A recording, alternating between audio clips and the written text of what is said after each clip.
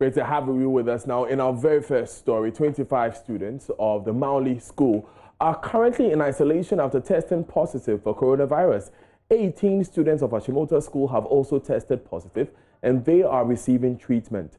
Providing updates on the COVID-19 situation in senior high schools in the country, Director General of the Ghana Health Service, Dr. Patrick Kumar-Boaje, also stated all the over 50 cases recorded as the Accra Girls Senior High School have recovered and are back to school. But for Greater Accra Girls had 51 confirmed positives, 56 they have all recovered and back to school. Accra High currently has just one active case who has not recovered, is still under care and relation center. Of the cases in Adan, of the 10 cases from Adan Secondary School, 7 has recovered. Wesley Grammar, no case. St. Mary's had 2. In fact, Wesley Grammar has 6 suspected cases. They have not confirmed, and so they are just in quarantine. And we have Ablekuma, where the Mary's, where we had 2 cases who are all recovered.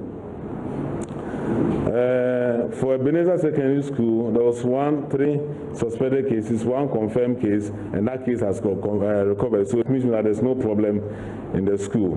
When you come to Okanke North, the Ashimota has 7 cases, and the 7 have all recovered. When you come to the Odogono, they had 18 confirmed cases. It's quite recent, and we are waiting for them to recover, but they are all asymptomatic. So of the 96 positives among the Greater Accra schools, which is a large number of schools, which probably account for the second largest population of secondary schools in terms of number, apart from Ashanti region. We had 96 cases and 73 are fully recovered and back to school. That's in the business. We can also talk about Volta region, where we had 1 case from Mauli Girls, who is on her 14th day. As of yesterday, when I got this update, which means that she's out of school and back to the school to work. Dabala Technical had 3 cases. 1 has 1 active case who is also on the 14th day, so she is also going to I'm sure she is also out, but that was the 14th day as of yesterday. The rest, Bishop Herman has 17 cases. They are all on their 10th day or their 11th day today, which means that in the next 3 days, all recover. The good thing, like I said, all of them are asymptomatic. The only few had some mild symptoms that are not moving anything. Mauli School had 25 cases. 10 have moved. All of them have been moved to the assistance center, and we are waiting to see when they recover. We have Abutia Secondary School, 2 confirmed cases on day 4, and the same for Amfuega Secondary. So, of the 49 cases, a significant number have recovered. Like I said, all the other regions have minor cases. And you can see in the last one week, there have been very few new cases. I would predicted that within after 3 weeks, they are going to have very few cases coming up. So the next station is so what have been some of the actions that we have taken as far as the schools are? All schools have been assigned to health facilities, and health workers are assigned to every school. We have their name, their number, the schools have their name, their number, the district director, education, everything is there, and they have. DHS is working closely with Ghana Education Service to ensure that all safety measures are put in place and are kept in place. The risk communication on safety in school campuses is intensifying. We are giving continuous training for teachers and everybody. Outbreak investigation is always on the way, and that's why we're able to pick up positives and quickly isolate them. The psychosocial counseling and support of children and their parents are currently ongoing. PTAs, teaching and non-teaching staff and trust members gain the reinforced knowledge and address fears or anxieties, and mechanisms have been instituted to allow remote contact between parents and wards if need be. And we are isolating all positive cases outside the campus. Now, JoyNews' Ivy Sextortion visited Mauli School yesterday and joins us with more. Ivy, what was the atmosphere on campus when you visited? Well, the campus was fine. It was very calm. We saw a few students on campus. Some were relaxing, some were writing their practicals as official as students. Right. And now, some students were not ready to speak to us because of fear of being seen by the teachers. And then the very person that spoke to us said she is an asthmatic patient, and then with the cases coming up, she's getting scared. But then one insider from the campus spoke to JoyNews and said that as of yesterday, they knew our 28 cases. 28 cases, I mean. 28 cases, according to the insider. Yes, that 28 cases, and this is making teachers fear. There is so much fear and panic on campus because of the cases, and they are telling students that it's only 3. So some students are even running home. So when they go for SGS, then they go home and they don't come back. They only call the parents, and they realize that the students are back once they are supposed to be on campus and write tests. And so there is a lot of agitation on campus, but in a very calm way because of stigmatization largely. Right. Mavis, thank you very much. Keep an eye on that for us. We'll come back for more details. That's all live on JoyNews today with me, Daniel Dazi. We stay a bit longer with the COVID-19 situation because the Ghana Health Service boss has been briefing the public on the general disease case management in the country. And the fact that if I'm sick and I'm not sick, I took my sample 3 weeks ago, and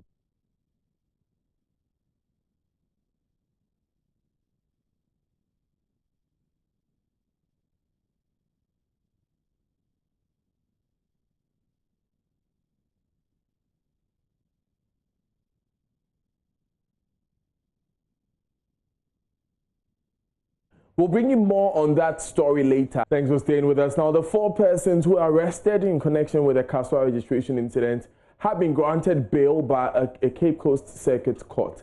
The court, presided over by Her Honor Dorinda Smith Arthur, granted them bail to a sum of 30,000 Ghana cedis each with 2 sureties. One of the sureties should be a government worker whose net salary is 2,000 Ghana cedis.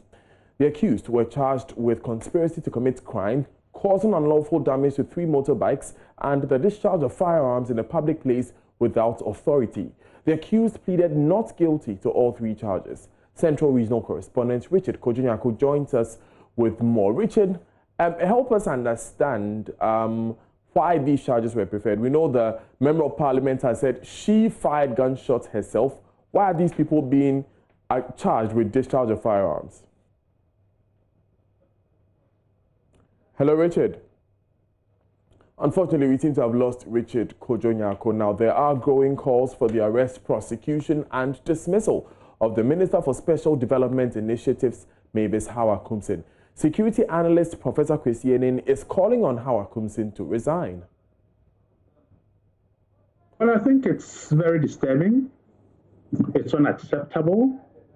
It's premeditated. And in her own words, when she heard instances of supposed violence, she stated clearly, Onyama Sema, that is not my business. So, to get reports from individuals, to leave her house and arm herself, supposedly with a registered weapon, probably she's been taught how to fire in a crowded area, and to behave in that manner is putting life at risk.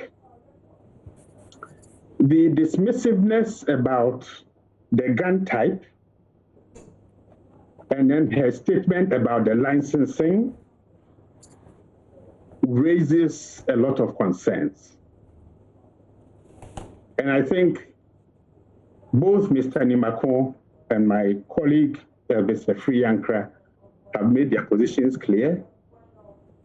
But you see, politics is about serving the people of this country and creating an enabling environment in which development, stability, and peace allows us to perform. So it's up to the Inspector General of Police to handle this case. But it goes beyond the police service. This is our political culture. And it is my hope that His Excellency the President will ask Mrs. Hawkinson to step aside by tomorrow afternoon, or probably dismiss her, because her behavior, although Mr. Nimaku tells us she's been candid, yes, she's been candid because she can't lie about what she has done. You know, the only saving grace for her, if she is sacked, as I'm hoping Occupy Ghana and other people will raise their voices about, then of course, being candid and saying, look, I did what I did, is her only option left. Because we need to send a clear signal, similar to what happened to Carlos, I think, is it Ankara or Ahinkra? We need to send a signal that says certain behaviors by people in public office cannot and must not be accepted. This behavior is not just about an individual in a political party. It goes to speak to Ghana's reputation as a country that is governed by the rule of law, where there's tolerance, where ordinary people feel secure, and where the rules around access to and usage of guns are governed also by law. Hawkinson has done her party a great disservice, her constituency a great disservice, and certainly the good people of this Ghana a very great disservice. Yeah.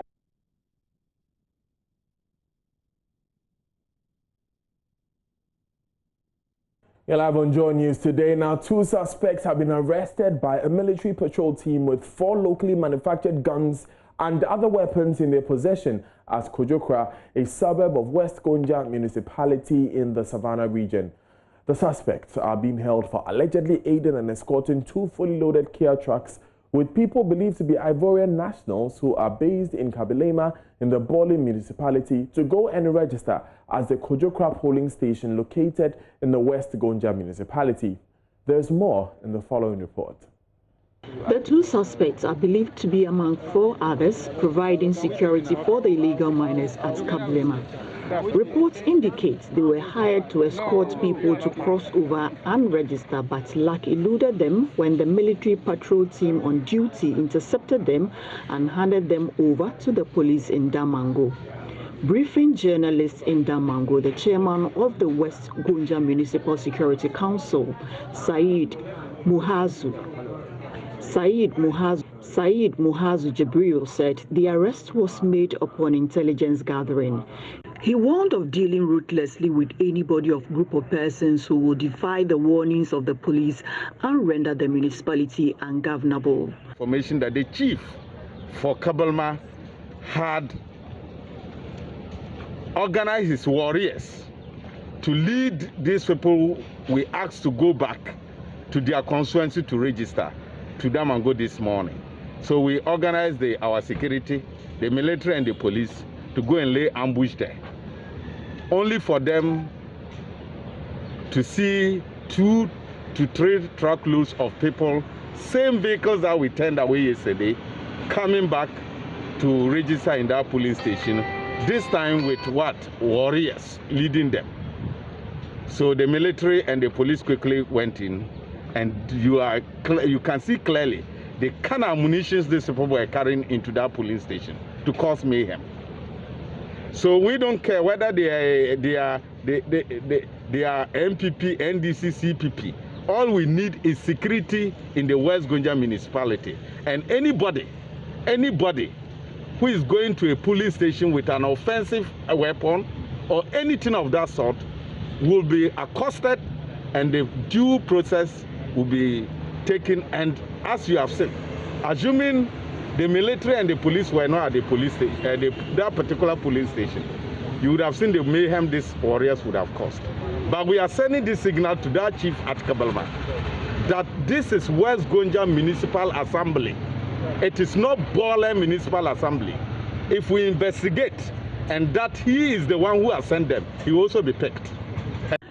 The Savannah Regional Police Commander Enoch Educhum Bediaku said the police is investigating the matter. the military on their normal voter registration patrols went to Kujokura and came to report with 2 suspects that they were found around a registration center in possession of firearm. So they were arrested by the military and handed over to the police. We are now taking their statements to know the next line of action. At the moment, we have not finished taking their statements and they are in custody. The investigators are on them taking their investigative statements. How many guns did you, or what kind of weapon did you retrieve from them? The weapons were shotguns. So after investigations, we will brief the president. The suspects are currently in police custody assisting investigations. Isaac Nunez reports for JoyNews. Let's go back to that violent incident involving Mavis Hawkinson, and Kumungu MP Ras Mubarak is asking Parliament's Privileges Committee to summon and investigate Ewutu East MP Mavis Hawkinson for firing warning shots at a registration centre yesterday. He says the action is an embarrassment to Parliament and a contempt of the House, bringing the name of the House into disrepute and making it a subject of public ridicule. He wants the Privileges Committee to sanction the minister. Joseph Opoko-Gakpo joins us live from Parliament with more. Now, so Joe, was this submission made on the floor of the House, or he told journalists outside the chamber? No. Mr. Mubarak granted an interview to JoyNews, and it's in that conversation that he made the point that he thinks Madam Hawkinson's action is actually something that's unbecoming of a member of Parliament, and that is something that embarrasses the House and as an institution. And for him, it's about time that Parliament as an institution actually set her as an example and deal with her and go ahead and sanction her, so that then for him, other people wouldn't follow suit. He makes the point that he thinks the actions could have disrupted the entire processes as far as ensuring a smooth registration exercise is concerned. So those have been some of the demands from the Kumbungu MP, but his colleagues on the majority side hold a very different opinion. They think this is very much unnecessary. Daniel, just let's get a quick comment on this from the MP for Pandai, who is also the first deputy majority of Martin Yundam. There's been calls for privileged committees to investigate Madam Hawkinson over the shooting incident yesterday. Your reaction? Well, I think I disagree with those who are making such calls. This is something that is not the domain of Parliament. Privileges committee do not act this way. I think that the police has something to do with the police. And I think that the police will do their own investigation and come out with what has led to that action or her action. But for somebody to say, because he's just a member of Parliament, Privileges Committee must take over for one reason, I disagree with that person. What do you make of her actions, though? Do you see anything wrong with it? Do you think she was just protecting her? Well, I think that when it comes to a member of Parliament and a minister as well, I don't know the circumstances that led to her actions, but anybody at all on the face value would think that it shouldn't have been so, because looking at her herself as a member of Parliament. So you would condemn the action? Well, face value, yes. On face value, when you just hear such a thing, obviously you say it is not nice, okay, and you may want to condemn it. But like I said, I don't know what warranted or what necessitated that action. I wouldn't be able to tell. To the extent I think it's condemnable. That's why Parliament is interested in getting to the book. That's what I'm saying, that if we have something to do with firing of firearms, Parliament do not have the capacity to do that. The police have the capacity to do that. So just like every meaningful person will suggest that, look, some police investigation must be done. Many thanks for speaking to us. Matthew Nyendam there is the first deputy majority in Parliament. Daniel.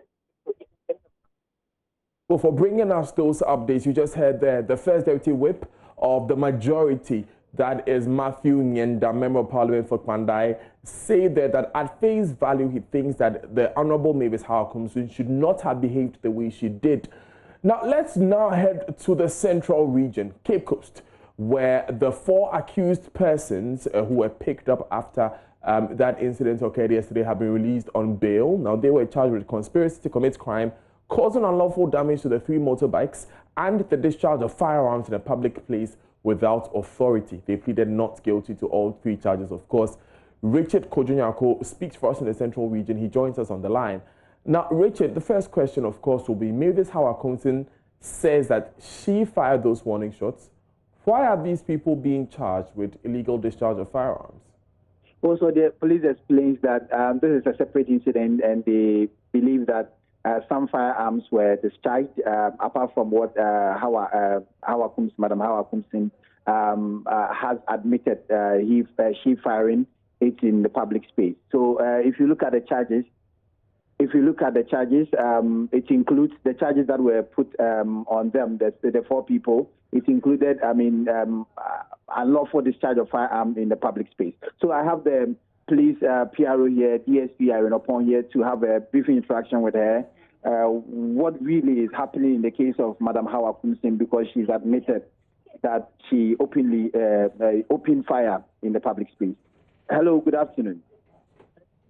Hello, good afternoon.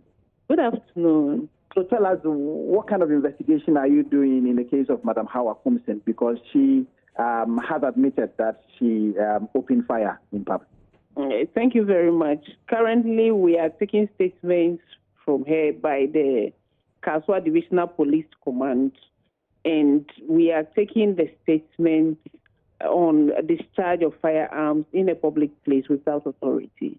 That is the angle that we are taking that statement from. Why hasn't she been arrested, like the 4 people that were arrested, because she has admitted to this? Currently, as I have explained already, let me take Dofsu issues as an example. With Dofsu issue, where a complaint is made, the suspect or anybody who is involved is invited to the police station, first either by verbal invitation or a letter for the person to report. When the person comes to the police station and you are being taken to the procedure, at that moment you are under arrest. Because if you are treated as a suspect, before you leave that place, you need to be granted bail.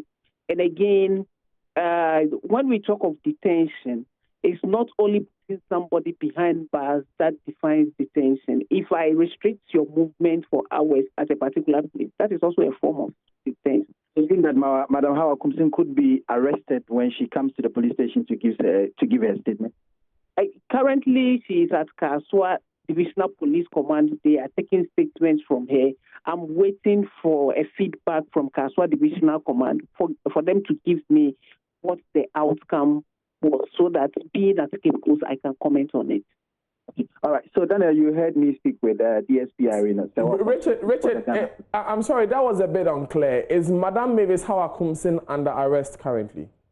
No. As we speak, she's not under arrest. We are told by the police that she's been made to write her statement, but at the moment, she's not been arrested. Right. Richard, thank you very much for that interaction. Richard Coad Jr. is our correspondent in the Central Region. He was speaking to DSP Irene Opong, who is the public relations officer for the police in the Central Region. Now, there's renewed calls for perpetrators of cyber sex crimes to be punished. The Police Domestic Violence and Victim Support Unit, DOVSU, is warning of an emerging crime wave known as sextortion. It says there is an increase in incidents of young men using obscene pictures, especially of women, to blackmail them for monetary gain. Officials advise girls and young women to be extra vigilant in order not to fall victim. Now, on the AM show, a caller shared his experience with sextortion. Listen.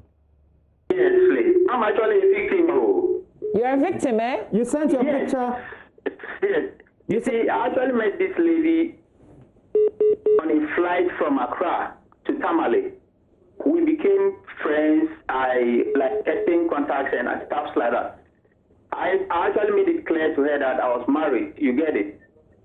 So we started dating along the line, and things couldn't work out as planned, even though she was a Muslim. So one time I visited her place, actually renting somewhere, and things went on very well, and I entered the washroom. When I was inside the washroom, she pretended as if she was making a call, a phone call. Do you understand what I'm trying to say? Mm-hmm. Whilst recording, taking a video of me washing down. So after some time, as we were not talking, like it wasn't like the vibe wasn't there anymore. Mm-hmm. She called me that she needed to see me.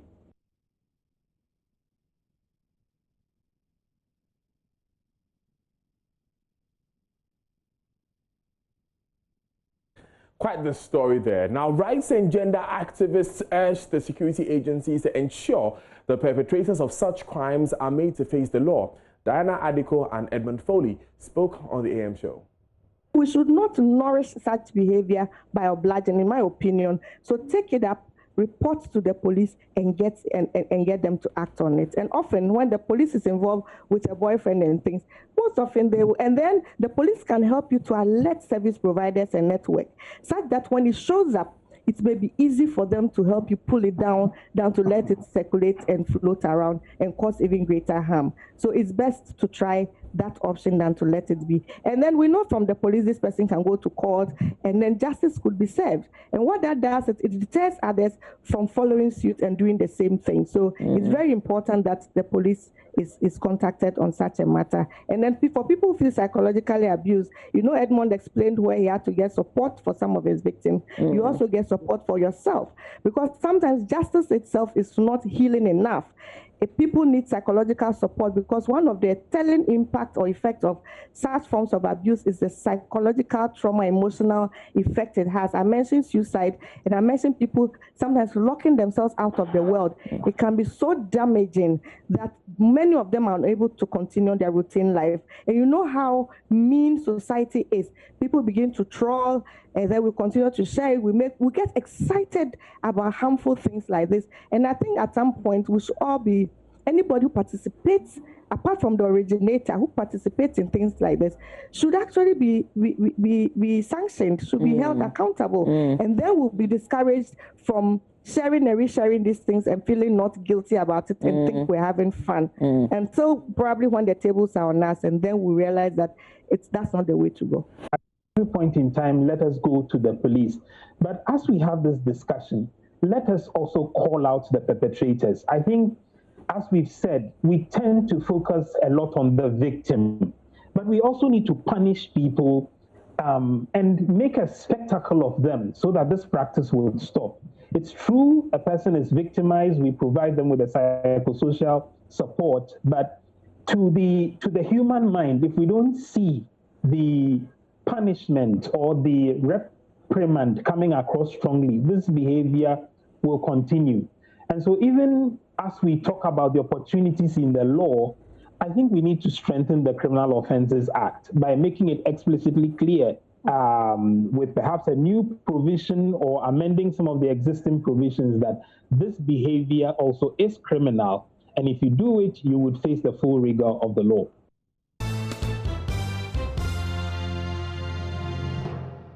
Welcome to Business on Joy News. Today, 59-year-old man in Damango in the Savannah region is producing liquid fertilizer from eggs. Dr. Clement Apengo says the process is cost-effective and the product gives good results on the farm. He is therefore urging poultry farmers to take a cue from him and convert their spoils or unsold eggs into fertilizer for capital gains.